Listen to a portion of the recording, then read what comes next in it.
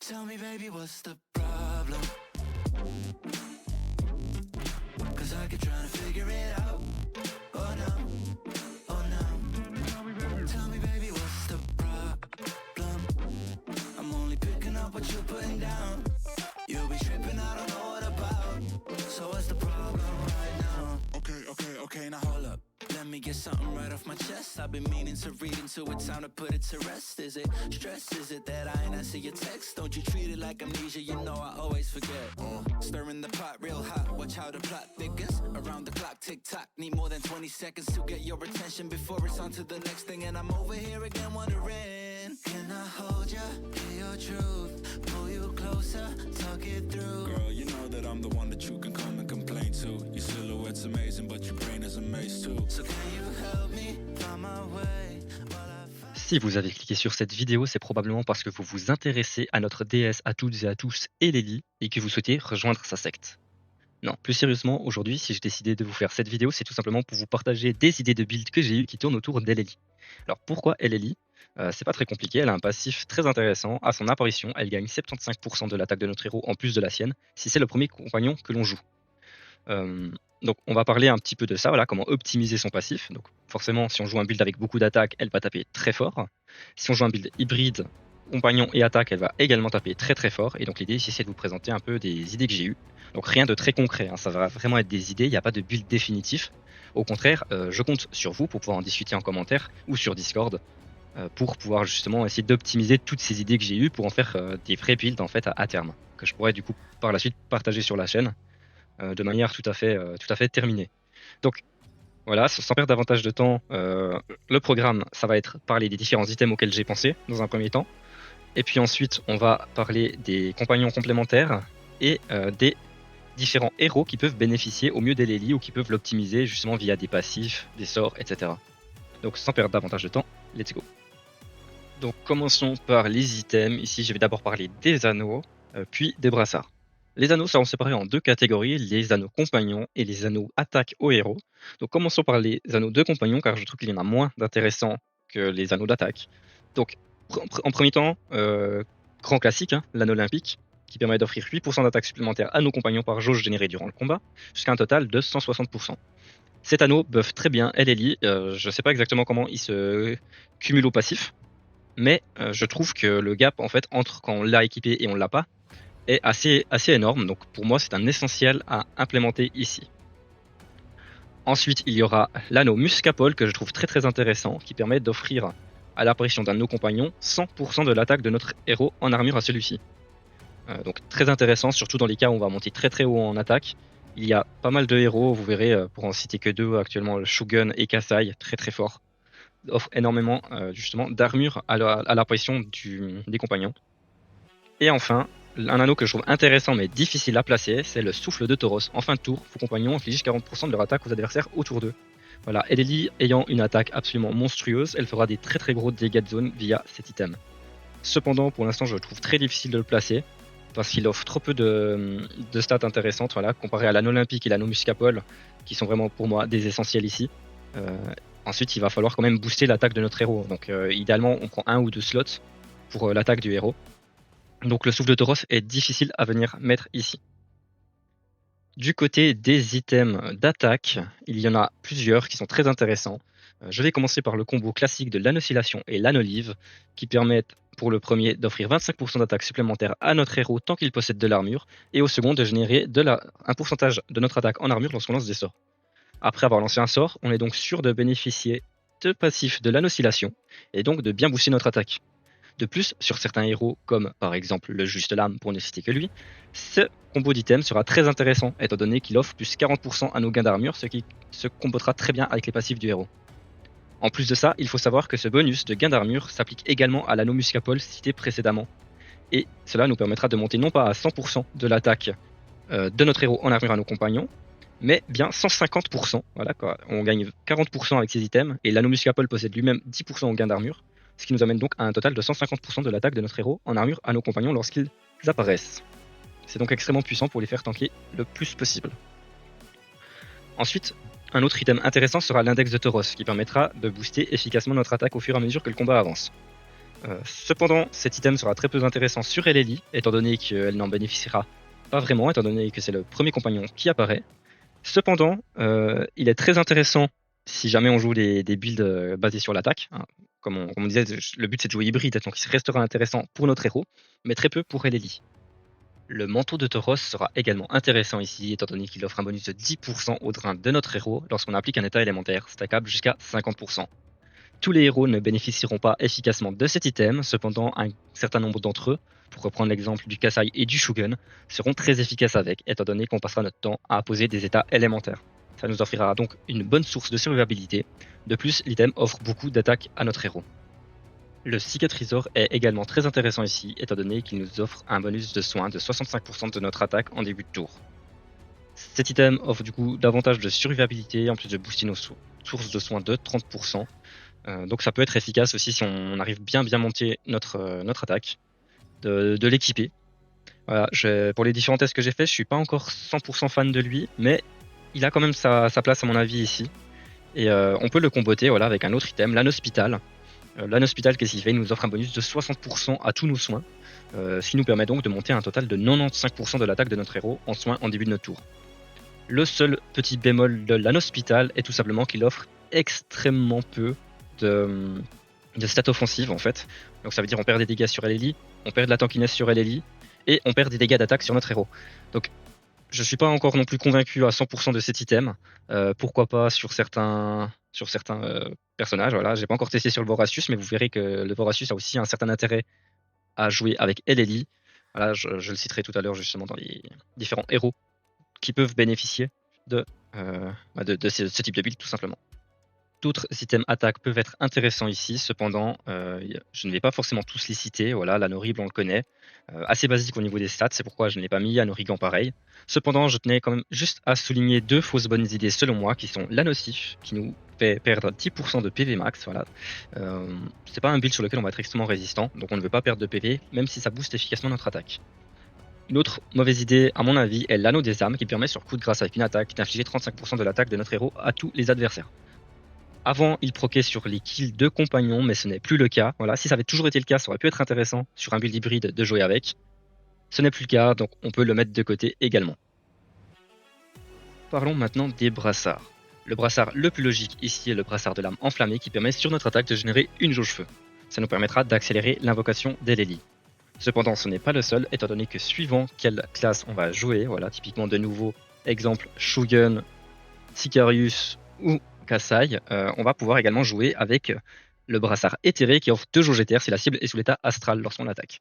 Ça permettra d'accélérer davantage l'invocation d'Eleli tout en nous offrant plus de liberté sur les autres compagnons que l'on veut équiper.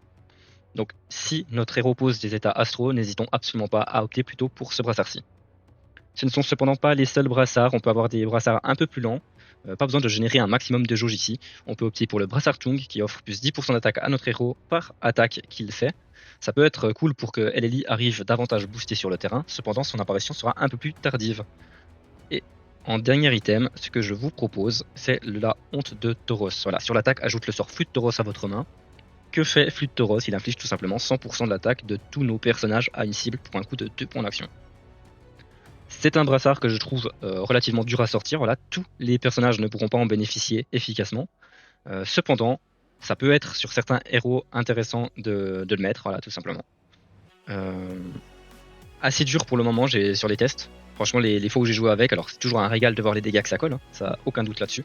Cependant, c'est un petit peu compliqué d'en tirer parti un maximum. Voilà, on a un manque de tankiness, donc si on joue avec ce sort, ça fait des sorts en moins de lancer, donc des invocations en moins à faire.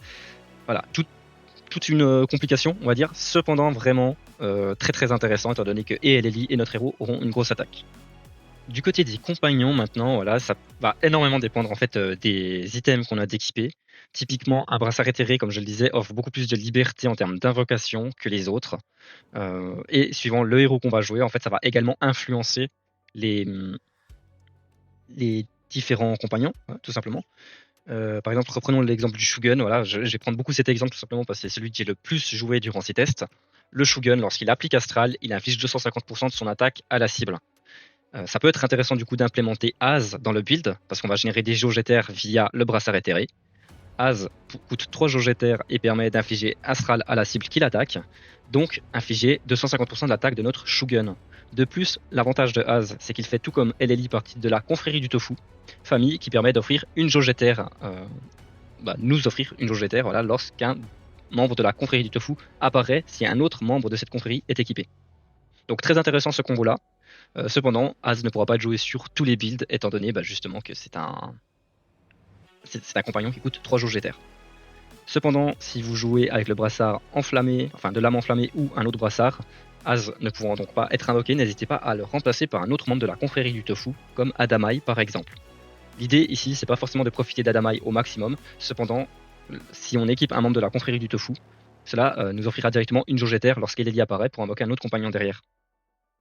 Autre famille intéressante, tout simplement, c'est les héros d'Albuera, voilà, excusez-moi, de nouveau petit bug mental, bon, vous commencez à me connaître, hein, c'est normal, ça arrive régulièrement. Donc les héros d'Albuera ont le même passif que la confrérie du tofu, nous offrir une jauge éther à leur apparition si un autre membre des héros d'Albuera est équipé.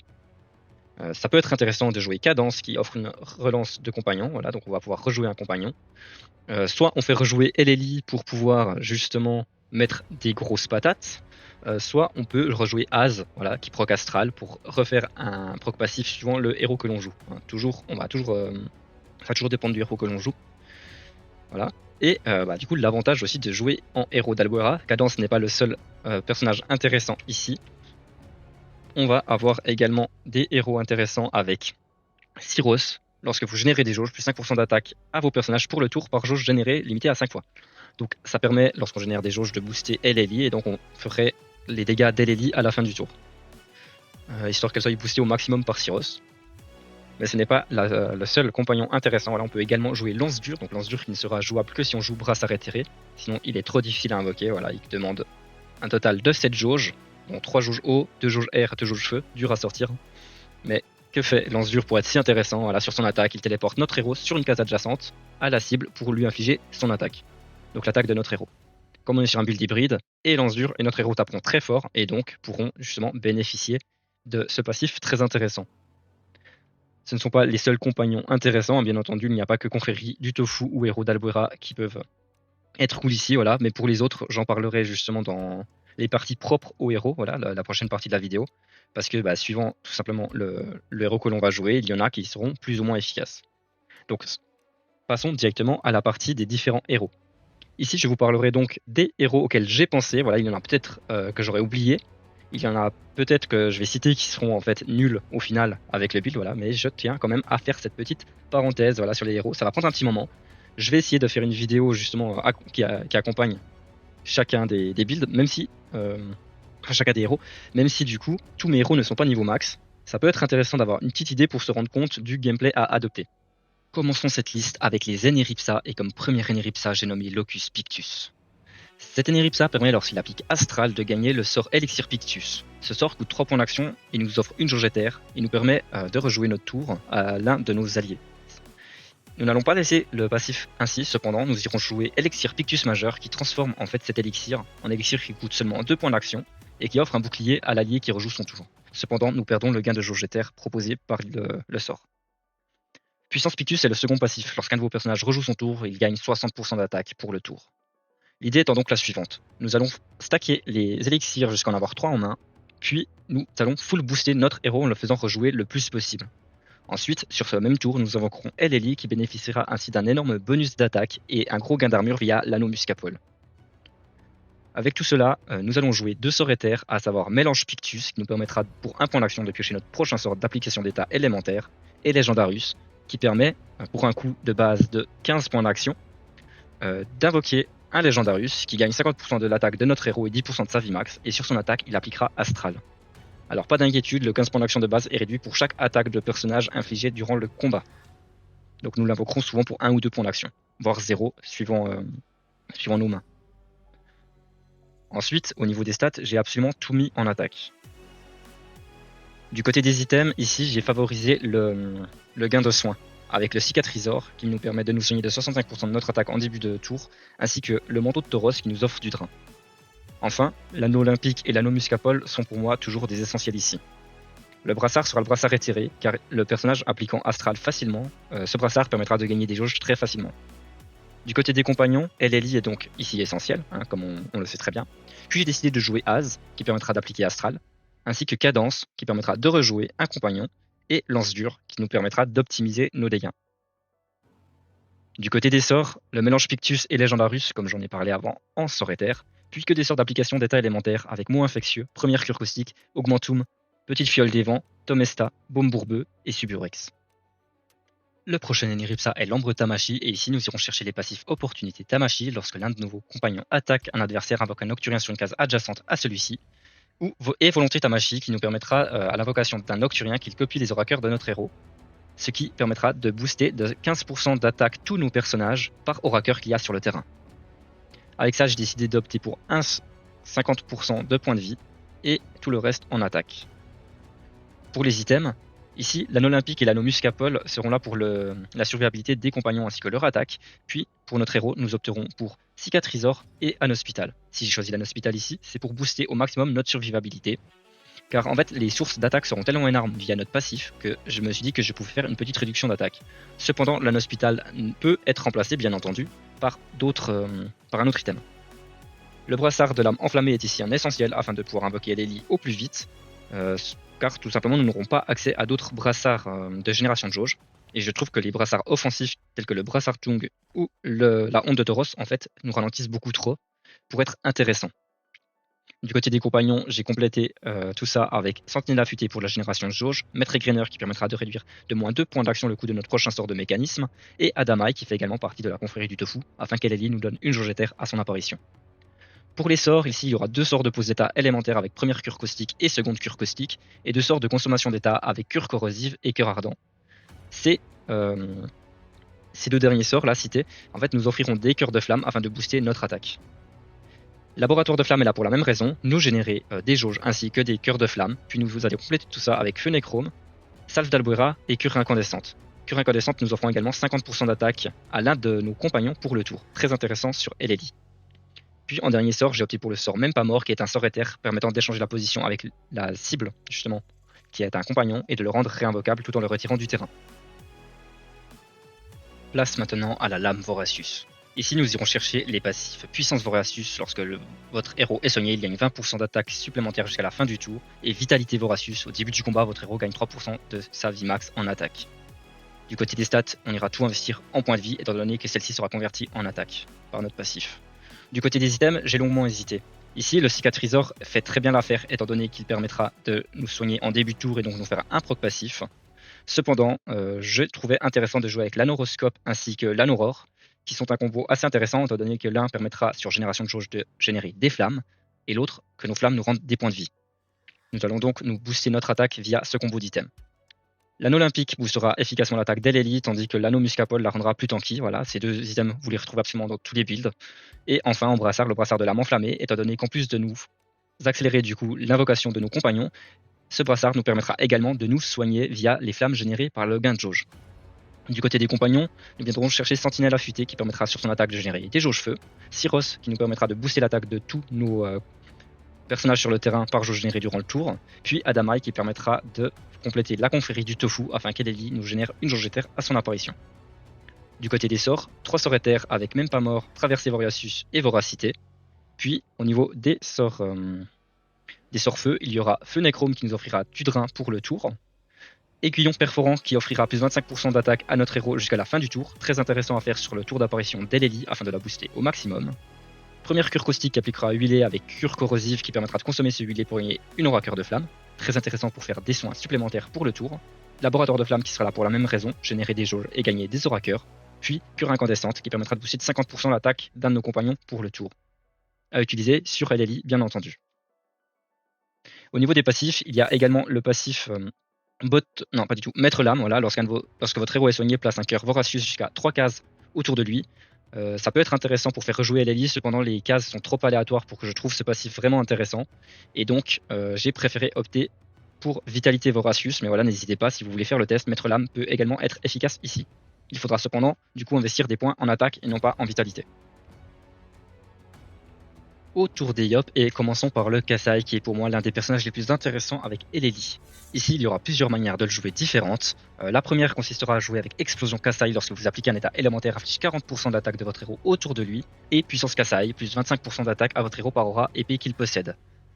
La seconde variante sera de jouer avec Attaque Kasai qui permet sur l'attaque si la cible a un état élémentaire de le consommer pour déclencher une seconde attaque. Il sera cependant du coup plus difficile de conserver nos auras épées étant donné qu'on les libérera deux par tour au lieu d'une seule. C'est pourquoi moi personnellement sur l'exemple je joue Explosion Kasai.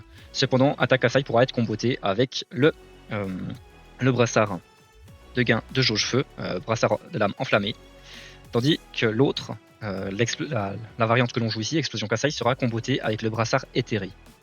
Au niveau des stats, j'ai pris 50% de points de vie histoire de pouvoir tanker un minimum, puis j'ai tout investi en attaque. Du côté des items, j'ai opté pour le cicatrisor ainsi que le manteau de Tauros, nous offrant ainsi une bonne survivabilité. Et ensuite l'anneau olympique pour booster au maximum Eleli, ainsi que l'anneau muscapole qui lui offre une bonne tankiness. Pour le brassard, comme dit plus tôt, le brassard éthéré sera là dans le cas où on joue avec Explosion Kasai, tandis qu'on viendra le remplacer par le brassard de lame enflammée si nous jouons Attaque Kasai. Du côté des compagnons, en plus d'Eleli, j'ai opté pour Az afin d'appliquer Astral pour faciliter le gain de jauge via notre brassard. Ça c'est voilà, si vous jouez Attaque Kasai, vous le remplacez par Adamai. Et Cadence, voilà, qui nous offre une activation de compagnon, donc on pourra forcément rejouer Eleli. Et Lance Dure afin de compléter les héros d'Albuera. Pareil, hein, si vous jouez avec le brassard de lame enflammée, remplacez Lance Dure par Syros. Du côté des sorts, nous allons jouer des sorts de pose d'état élémentaire avec Uppercut, Foudroyer, Massé, Blâmer, Cyber, Ébranler. Et 3 sorts éthers, Amplification qui nous donnera 2 auras épée, Vertu qui nous permettra de consommer une aura épée pour nous donner 110% de l'attaque de notre héros en armure. Vous verrez que du coup ce sort est boosté en fait par le gain de dégâts des sorts de puissance Kasai. Et enfin Algarad pour de la pioche. Vous verrez que comme on a beaucoup de petits sorts, en fait on va avoir une main qui se vide et Algarad sera là pour justement pouvoir continuer à poser des états astro et donc pouvoir continuer à générer des jauges. Si vous jouez avec la variante Attaque Kasai, voilà, il va falloir adapter les sorts en conséquence afin de pouvoir générer davantage d'aura épée pour pouvoir compenser le fait d'en perdre 2 fois plus. Le second Yop que je vais vous présenter est le Juste Lame. Ici, nous allons chercher les passifs Maître Juste Lame lorsque vous déclenchez mêlée, votre héros gagne 23% de son attaque en armure par adversaire autour de lui, et Puissance Juste Lame lorsque votre héros perd de l'armure plus 15% d'attaque jusqu'à la fin de son tour. Ce second passif est très important étant donné que c'est lui qui boostera votre attaque efficacement pour pouvoir booster au mieux LLI. Du côté des sorts éthers, ici j'en ai opté pour 4 avec Armure Brutale qui permet d'infliger 50% de l'armure de votre héros à la cible, Soutien Justifié qui conférera 75% de l'armure de votre héros à vos compagnons, Algarad pour de la pioche et Rayonnement qui boostera efficacement votre attaque sur le tour d'invocation d'Eleli. Du côté des stats, on met absolument tout en attaque.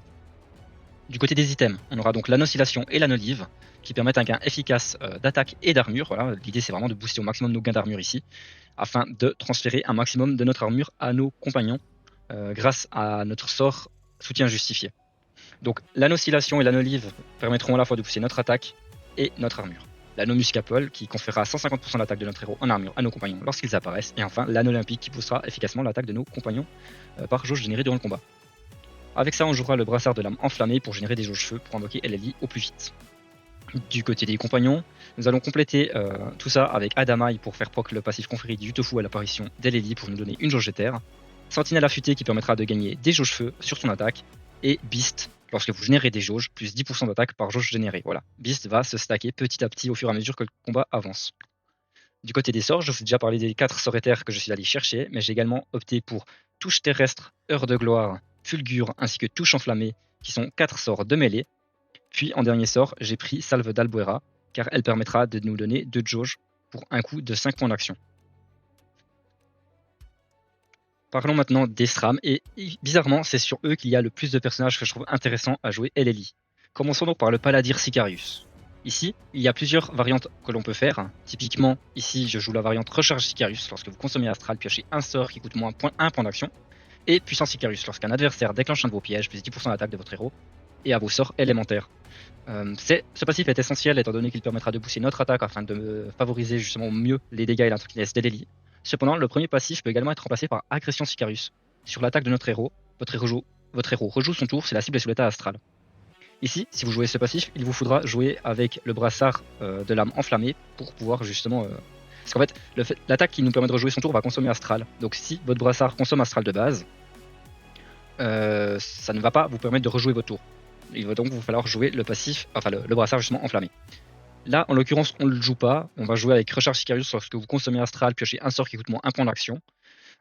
Donc on va pouvoir se permettre de jouer avec le brassard éthéré qui va justement consommer Astral pour nous donner 2 jauges éthères.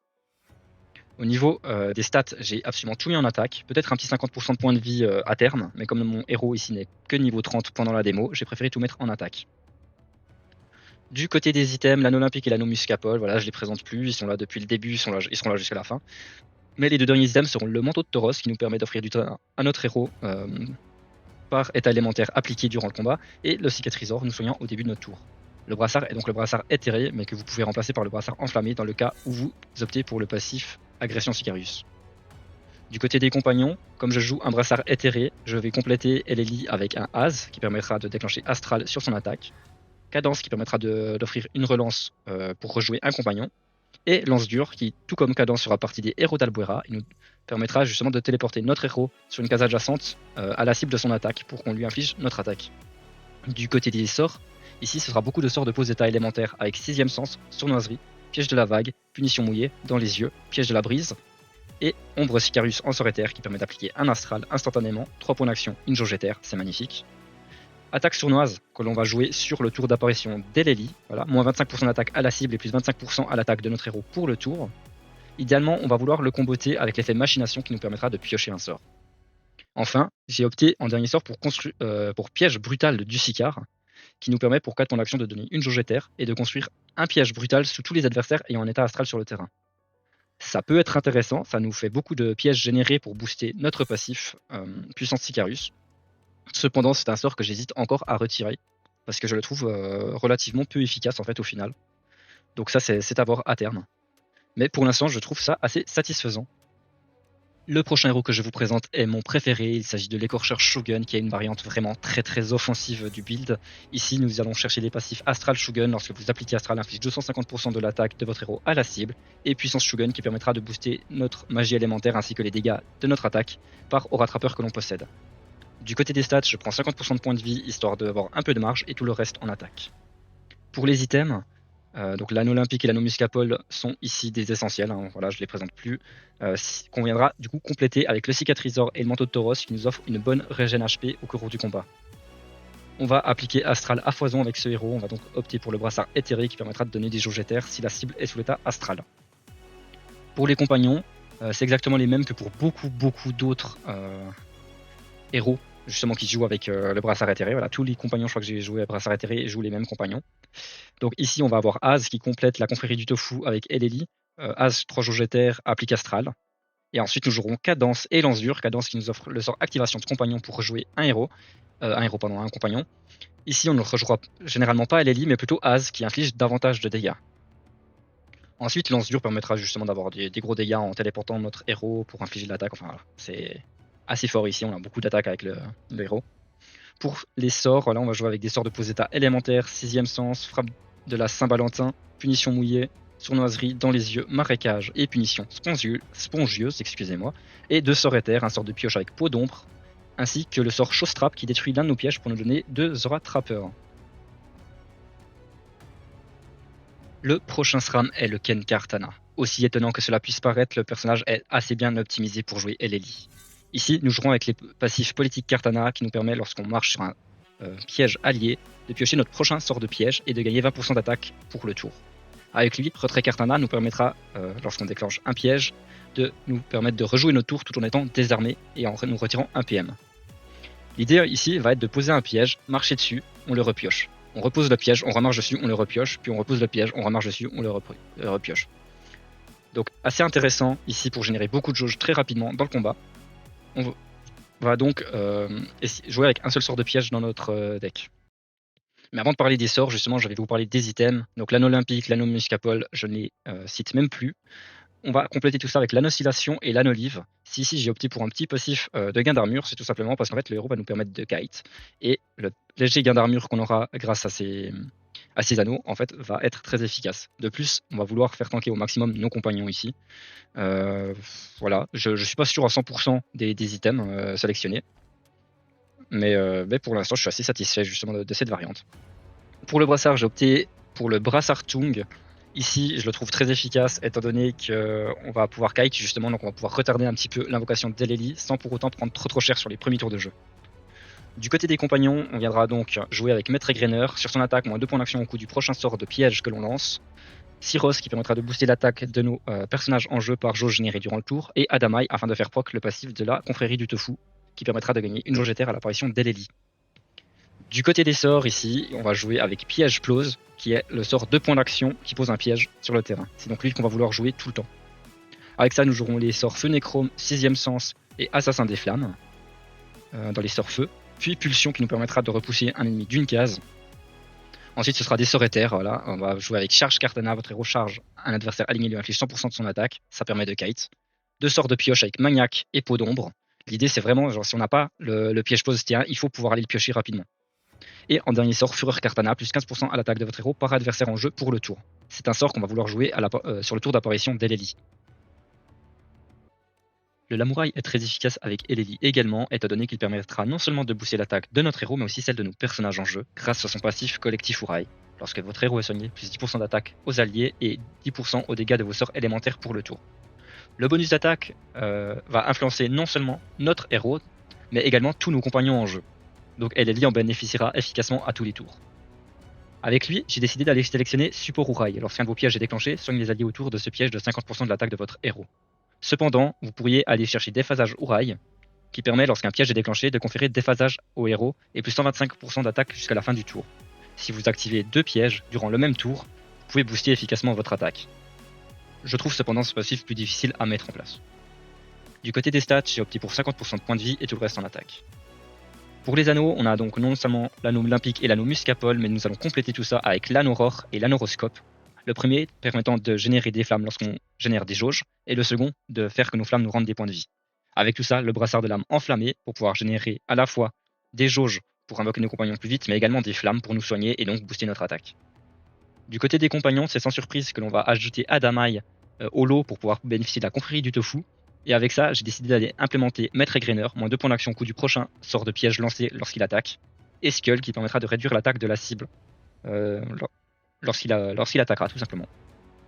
Du côté des sorts, j'ai beaucoup hésité. Franchement, je suis de loin pas du tout sûr de mes choix. Mais pour l'instant, j'ai Piège Plose et Double Piège Infernal.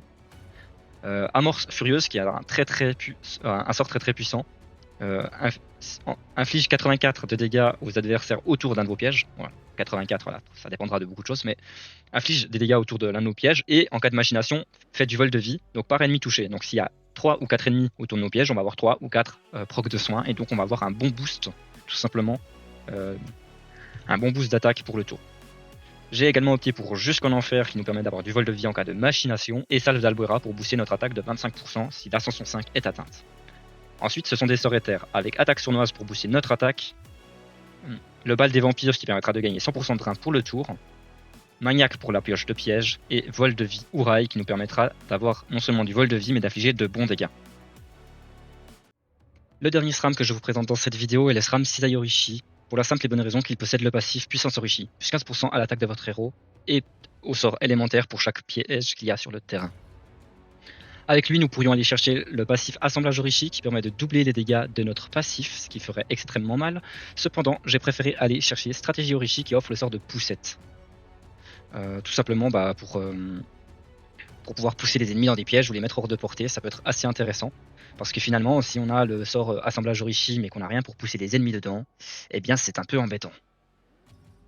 Donc, avec ça, j'ai décidé de prendre 50% de points de vie et tout le reste d'investir en attaque.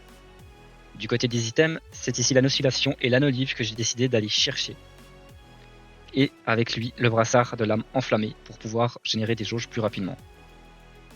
Du côté des compagnons, j'ai décidé ici de prendre des compagnons de pioche avec Épinette et Champion Croulant. Puis j'ai opté pour Goultard au niveau des jauges feu pour pouvoir compléter la confrérie du tofu. Cependant, n'hésitez pas à le remplacer par exemple par Adamai, qui fera très bien l'affaire et qui sera invoqué beaucoup plus rapidement. Ici, ce n'est cependant pas la priorité d'invoquer ce compagnon, mais il est là quand même au cas où. Oh, le bégaiement, il est terrible. J'ai pas coupé ça, juste pour vous montrer à quel point ça peut être terrible d'être dans ma vie de temps en temps. Enfin bref, du coup, LLI priorité, hein, comme dans tous les autres builds, on peut l'invoquer en premier. Et ensuite, on va vraiment vouloir lancer des sorts de pioche parce qu'on va avoir tendance à se vider la main très rapidement. Du côté des sorts, maintenant, on va avoir full sort de piège. Piège close, cisaille huilée, double piège infernal, piège Zota, double cisaille venteuse, piège terrif et double cisaille boueuse. Ensuite, les sorts éthers, attaque sournoise pour booster notre attaque davantage sur le tour d'apparition dès l'Eli. De plus, ce sort nous fera piocher un sort, étant donné que l'effet machination sera facile à avoir sur ce héros. En dernier sort, peau d'ombre pour de la pioche de sort. Voilà. Idéalement, on l'utilise pas trop, on va plutôt vouloir piocher via nos compagnons, mais ça peut nous arriver d'en avoir besoin de temps en temps. Place maintenant à la dernière catégorie de héros de cette vidéo, les Xelor. Commençons pour le Pikuxala. Ici, nous allons chercher les passifs instabilité Pikuxala lorsque votre héros se téléporte, plus 35% d'attaque à votre héros et aux alliés alignés jusqu'au début de votre prochain tour. Ce qui nous permettra justement à la fois de booster notre héros, mais également Eleli une fois que celle-ci arrivera sur le terrain. Et le sort Puissance Pikuxala, début du tour, ajoute le sort Cadran Pikuxala à votre main. Ce sort, pour un coût de 1 point d'action, vous donnera une jauge éther et créera des failles temporelles sur le sol. Ces failles, qu'est-ce qu'elles font? Lorsqu'un allié la déclenche, il gagne 24% de son attaque en armure, puis inflige 100% de son attaque aux adversaires adjacents. Extrêmement puissant, on va pas se mentir, que ce soit notre héros ou Eleli qui le déclenche, c'est juste phénoménal. Du côté des items, nous allons opter pour l'anneau olympique et le muscapole, voilà, qui n'étonnera personne. Et ici, j'ai décidé de changer un petit peu en jouant l'anneau Stradamus, qui conférera 120% d'attaque de nos compagnons en armure à notre héros, lorsque ceux-ci apparaissent, et l'index de Tauros pour booster efficacement notre attaque à force d'invoquer. Avec ça, le brassard de l'âme enflammée pour accélérer l'invocation de nos compagnons, et compagnons qui changent beaucoup, étant donné qu'ici, non seulement nous aurons Eleli, mais nous aurons également Shushayer et Bakara, que l'on n'a pas vu jusqu'ici. Donc Shushayer, moins 1 point d'action au coup de vos sorts de votre main à son apparition. Bakara réduira de 1 point d'action tous les sorts feux de notre main, enfin de tous les sorts feux tout court en fait. Tandis que Adamai sera là pour faire proc le passif Confrérie du Tofu d'Eleli. Au niveau des sorts, nous aurons 2 sorts de Sinistro, Sinistro Feu et Sinistro Air. Et nous allons aller chercher avec ça 2 sorts de téléportation. Téléportation longue et téléport compulsif. Avec ça, Midi Pile nous offrira 1 point d'action en réserve et une jauge feu en cas de coup critique. C'est un sort que je ne suis pas sûr de vouloir garder à terme. Voilà, ce sera à voir. Et enfin, nous allons jouer avec Salve d'Albora et Aiguille Ardente qui nous donnent 2 de jauge pour un coût de 5 points d'action. Ce qui veut dire qu'on va pouvoir le comboter sur le même tour que notre cadran Pikuxala. Du côté des sorts éthers, nous en aurons 2. Déstabilisation qui permet d'échanger la position de notre héros avec celle d'un Sinistro. Donc une téléportation. Et ça nous permet de piocher notre prochain sort de Sinistro. Donc c'est top. Et le dernier sort éther, vraiment extrêmement puissant, plus 50% d'attaque à notre héros pour le tour. C'est pouvoir Pikuxala. Et pour le dernier héros que je vous présente dans cette vidéo, le Gourpapa. Alors, ne jugez pas le gameplay, je suis un très mauvais joueur de Gourpapa, je n'ai pratiquement jamais joué de ma vie. Je suis très nul en termes de rotation de sorts, tout ça sur le perso, voilà, vraiment j'y connais rien, je suis pourri. Enfin bref. Vous n'êtes pas là pour m'entendre parler de ça, voilà, donc c'était juste pour justifier le gameplay tout pourri que vous avez en fond. Donc quel passif va-t-on chercher sur le Gourpapa? Puissance Gourpapa, confère 30% d'attaque et 65% de l'attaque de votre héros en armure aux alliés autour de vos Sinistro en fin de tour.